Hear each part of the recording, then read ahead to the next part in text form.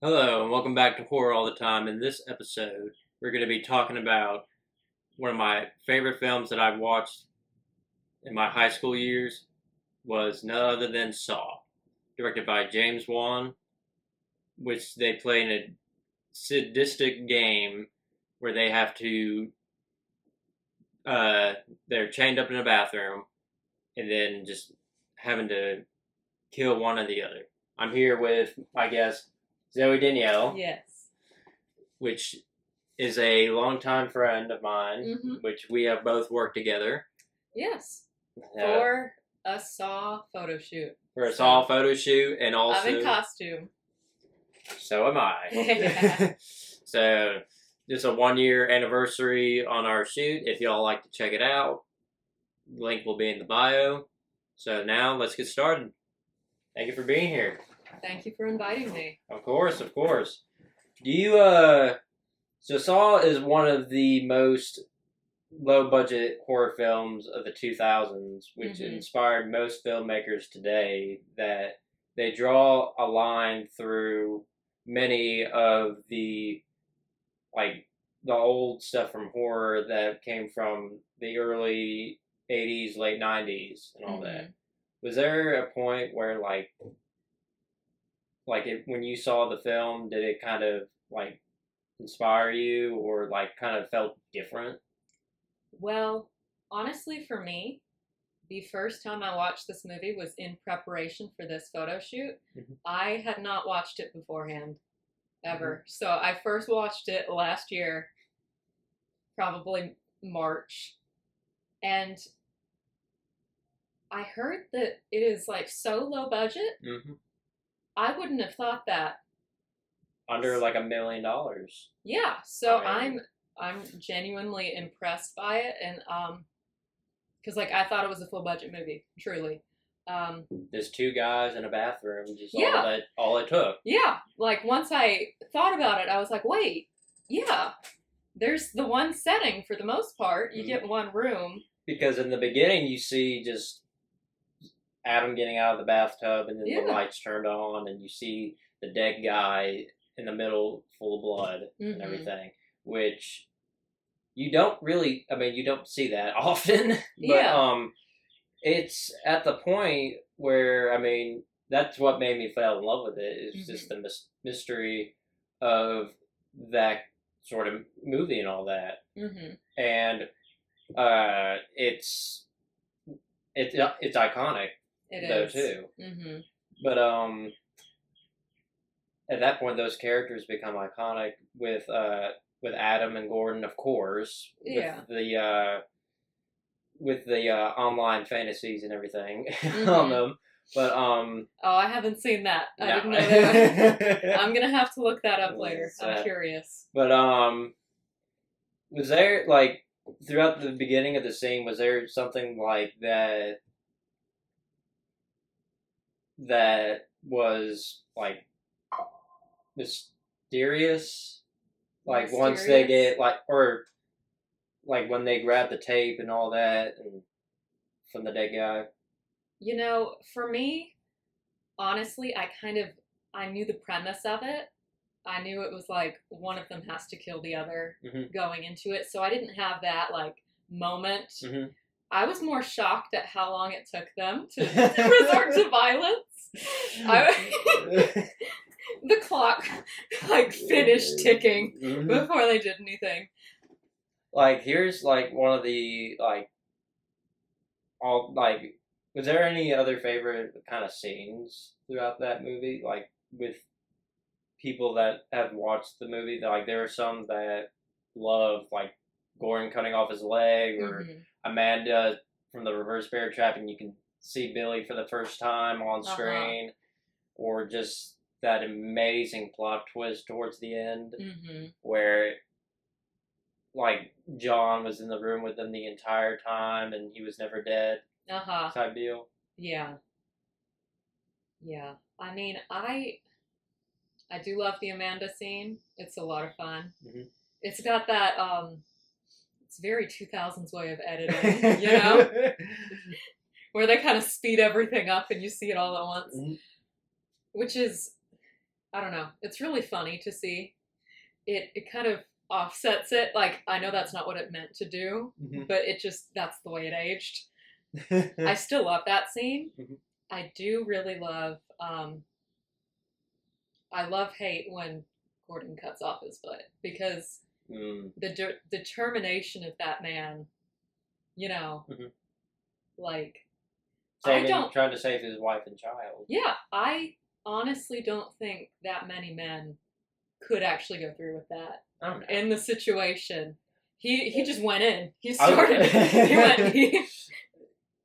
We good? He went to sleep. He went to sleep? Yeah, okay, we're still good. Yeah. Okay. Sorry. Alright. Since we're talking about most of the characters, John Kramer, the man behind the traps and everything, which I know for a while he's the most iconic horror villain of the 2000s, with his deep voice and the tone of his backstory. Like, you can barely see him at all, and it's like you don't see the shark in Jaws as much, but you don't really see the man behind Jigsaw as much. Like, was there a point where, like, when you saw the plot twisted ending or whatever, and it all added up to it, like, were you just amazed on how it turned out? I was. I feel like I kind of got the hint that, was it the janitor that left the hospital? Zach. Yeah. I was kind of wondering. I was like, are we sure he's the big guy? But when the dead guy gets up from the ground, that you've forgotten about him, because he's just part of the set now. Okay. He is part of the set. He gets up. It's like, we're popular. Oh yeah. Yeah. So with the Saw is one of the biggest franchises in cinema history, and what the first Saw, I feel like it represents psychological horror or a thriller. Yeah. But the rest, again, which Coach Kaiser, I hope you're watching, because it's with the Saw films is more like went more towards the torture porn of all of it. Yeah. It went more from the torture than what the first one had represent. Yeah. It's like the first one had a really good idea, all this fleshed out stuff, and they just kind of, I guess most of the feedback they were hearing was, oh, that was so brutal, And so they were like, how do we sell stuff? More brutal deaths. More brutal. And it does sell. It does sell, because I'm curious too. I'm like, I want to know what they're going to do next. But, I wish they would. 10 movies. Yeah, 10 movies full of it. I wish they would have stopped it at the final chapter. But, there's, like, with John, you want to know most of his backstory and everything. He's a cancer patient. Yeah. And he has gone through things before in his past time, which, if you decide to watch the whole franchise, I don't want to spoil anything, but because I only know the first movie, so. But with that, what makes it fresh is the traps. It does.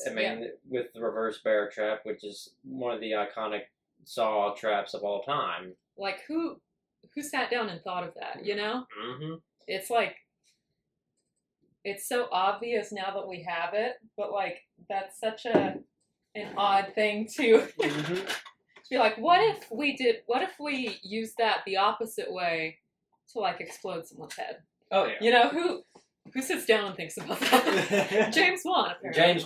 James Wan, yes. Which I gave him, since you're said about James Wan, he's one of the, like, directors to me that kind of inspired with the low budget film community, where, you've done this small indie film in Australia.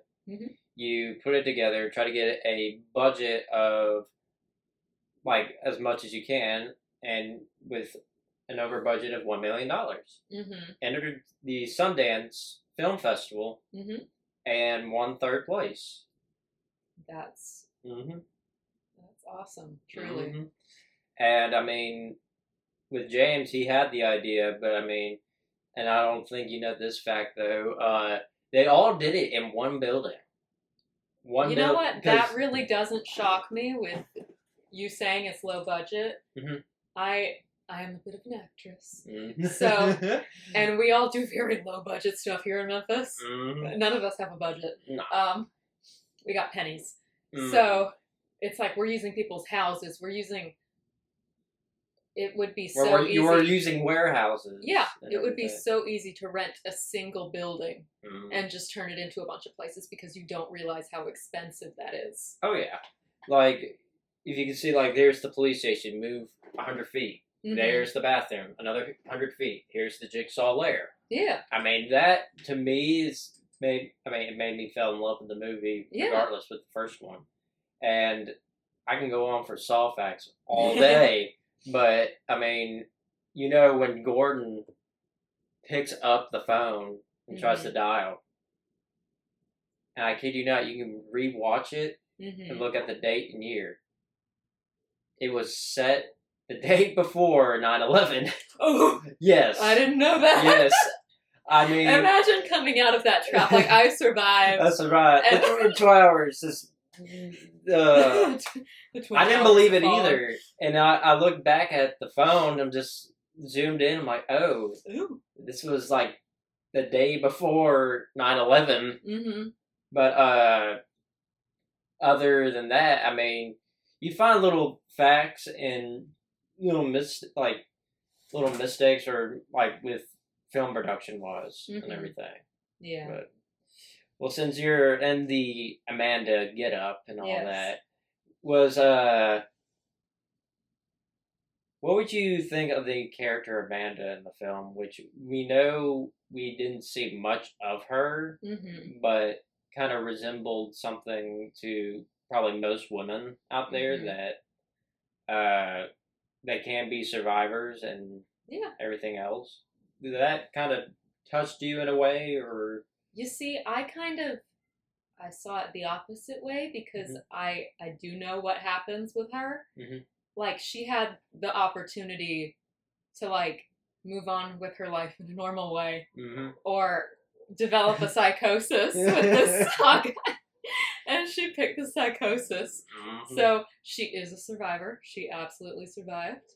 Proud of her for that. Sorry you had to kill a guy. Yep. I was thinking about that and I was like, could I do it? I was like, I don't know if I could do it. They might just snap my head open. But yeah, I mean, I love her. I love her sense of fashion. It's so much fun. It's an iconic look. And she was sick for most of the shooting because she almost dropped out of the project. Dang. Like, well, honestly, 100 and something degrees. Jeez. But she pushed through and she handled it like a champ. You see, they probably didn't even have to apply fake sweat. That was probably just real sweat. Oh, no. And the reverse bear trap they had on was just, she had to hold it with a teeth guard compressor, or something, like, because it weighed a ton. And I mean, with Amanda, again, you don't see her as much. She had to kill a guy, and she's one of the only survivors that actually escaped the saw trap, and towards the end, just going, he helped me. Yeah. And everything. I mean, even though she had literally like a 5-minute sequence, there was like 5 minutes in the movie that was Amanda. She sticks with you. Oh, yeah. The weapon of choice sticks with you. Just seeing her in that like dark, smoky eye, crying, losing her mind. It's just such an iconic scene. Like with with acting like that, like it kind of made me feel bad for her. Oh, absolutely. For a time, because with the Saw films represent, I feel like it's with addiction, with either with drugs, alcohol, or just any kind of really. just any kind of sin or something. You always have to redeem yourself, and it's either live or die. Yeah, make your choice. She picked to live, and then she went off the rails a little bit, but it's the price of getting clean, I guess. Oh yes.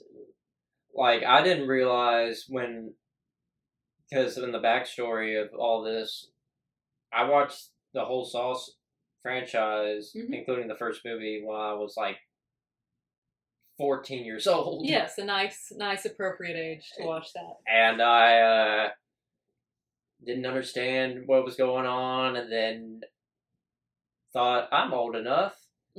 Watching behind my parents' back and everything, and having to see grotesque things for today, no one that, like, people that I'm friends with don't get what I get with Billy and all the saw traps or whatever, or the quotes and everything. But since we are in our get up, yes, and it's the 1 year anniversary this year, I would like to talk a little bit on the shoot, going off topic on the film. Yeah. So, and the shoot, including with Zoe, will be coming soon, hopefully this month. But been 1 year. We done up in Millington, in the middle of nowhere, in a warehouse. That was such a fun night, and I really didn't expect it to be. I was dreading it because I'm always scared of new experiences. So I was like, what did I get myself into? I was like, God, I hope he's not going to murder me. Was that your first impression of me? Well, I remember you from Memphis Monster Con. From Memphis Monster Con. I was like, oh yeah, he was the one who asked me if they all laughed at me because I was birthday Carrie. It was my birthday, dressed up as Carrie. But I was like, yeah, I know of that guy. I remember I saw him, and he would talk to me on Instagram sometimes, and he seemed pretty fine, you know. I mean, I was appropriately worried, but when I got there, and I mean, let me clarify. I told everybody the exact location I went to. I didn't just go to an abandoned warehouse. You know, I'm not that stupid. I did. I wrote down the address. I wrote down the phone number and everything. I was like, this is his name, in case I die. But it was so much fun. And I think I immediately got disarmed when your parents were there. I walk in and it's both of your parents. Oh, God. It's like your sweet little short mom. Oh, my. Yeah, and then... Mom, I hope you're watching. Yeah. The sweet little mom being like, oh, hi, nice to meet you. And I'm like, okay. Like, I can breathe. I'm okay. Like, with that, I mean, again, I was excited to meet you, like, for the first time, like, with, so when everyone had noticed with the casting and all that, it was so hard for me to find the perfect Amanda, and which she'll probably hear this for the first time or whatever.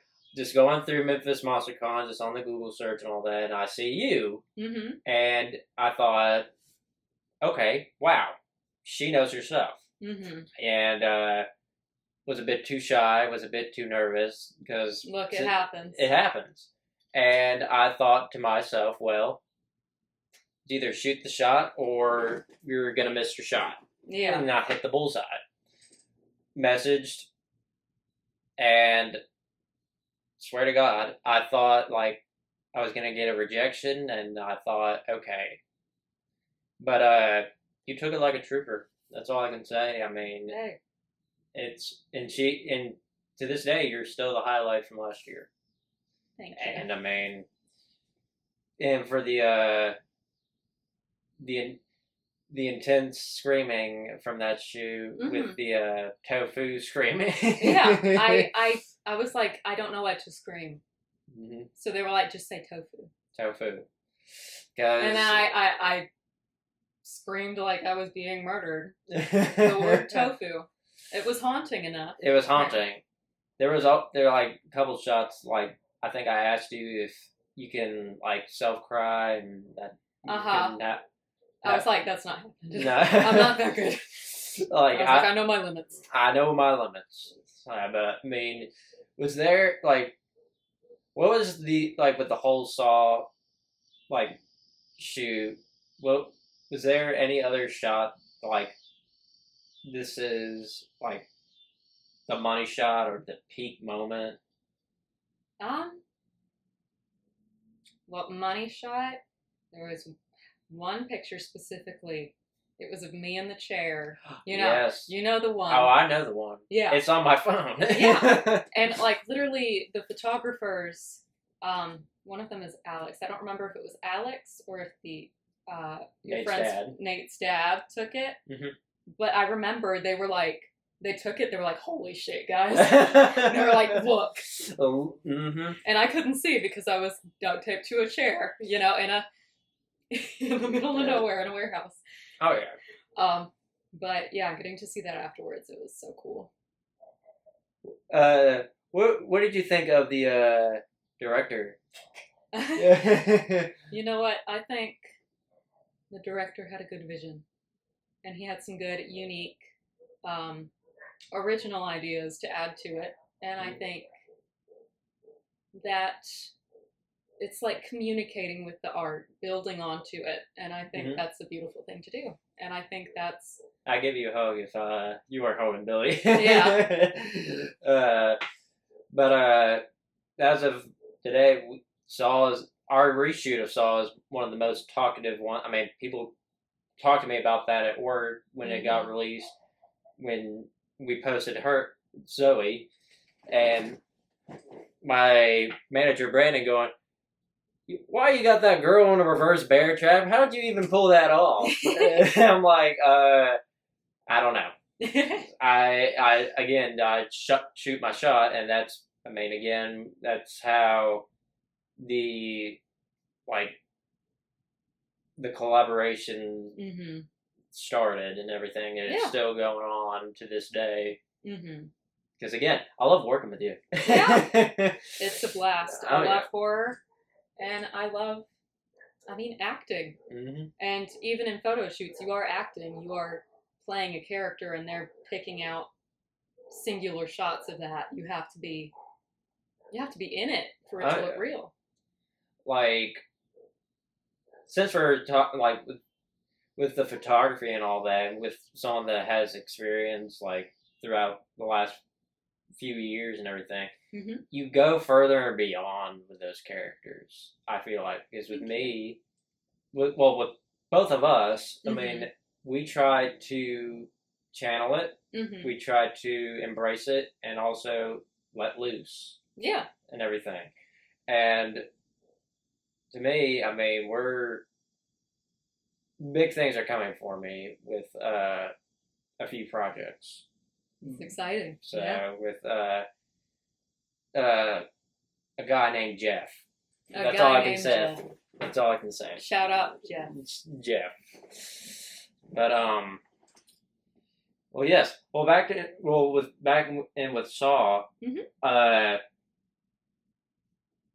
With Gordon I feel like with Gordon and Adam, they both had similar kind of different views on how they showed how they got captured, and which they demonstrated. Adam hit him with a baseball bat. Yes. Which made me hate him just a tad bit. Yeah. But you see the few sides on Gordon, and you see the few sides on his wife and daughter and everything. And again, I don't like child abusement and everything, because when your wife and child are held hostage, and everything, and with it, that's the scary part.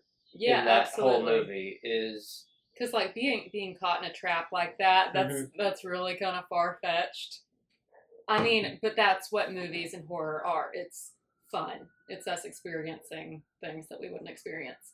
But like the realness of that is like having something happen to a loved one or a child.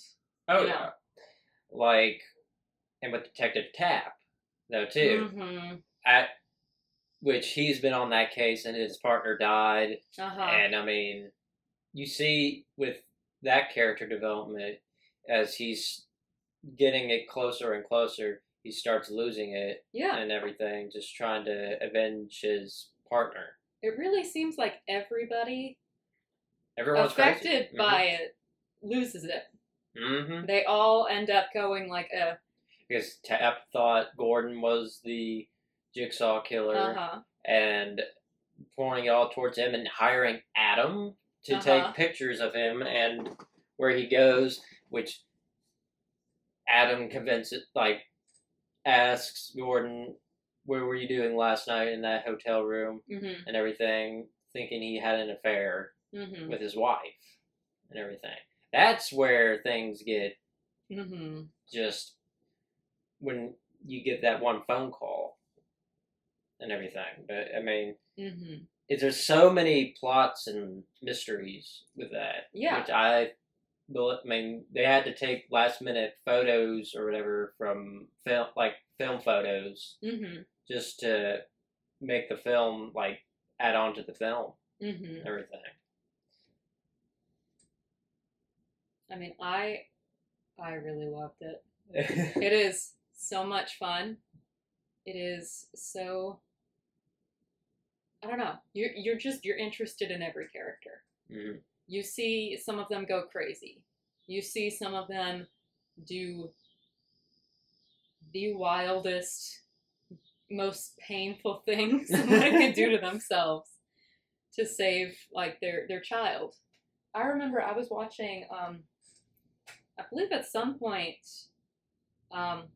when Gordon and Adam are in the room, Gordon reveals, like, oh no, I can't have that be the last time I saw my wife and child. And then it goes into the flashback. I thought it was going to show him being like a jerk, you know, because he was like, oh, I can't have that be the last time. I was like, okay, I'm about to hate this guy. And then in the scene, I mean, he fights with his wife a little bit, but like his interaction with his child is so sweet and pure, you know? And I was like, actually, you know what? I like this guy a lot. He really, you know, I thought they were going for the he's too busy for his kid thing. And I mean, maybe there's a little bit of that, but he still shows love and attention and care to her. Because again, when he was talking on the phone with his daughter and wife or whatever, like, he changes and everything. He's trying to sort of, like, to kill Adam to let them go and everything. He's like, I hear my child and my wife screaming. I will cut my foot off and I will shoot this man dead to get to them. And that is a level of determination I don't think a lot of people have. No. And plus, I mean, Gordon is also, the actor played in Princess Bride. He did. He did. And Baron Strucker's Dracula and everything. So one of those type of actors that I love that you don't see much playing horror characters and all that. And with that being said, with, like, the whole plot from Saw, it's either just live or die. It is. I mean, it's like, can you take this level of, like, psychological horror or thriller into your mindset and putting the pieces together on how sane you are or how far can you go with this type deal. Yeah. So, what do you got to say, Billy?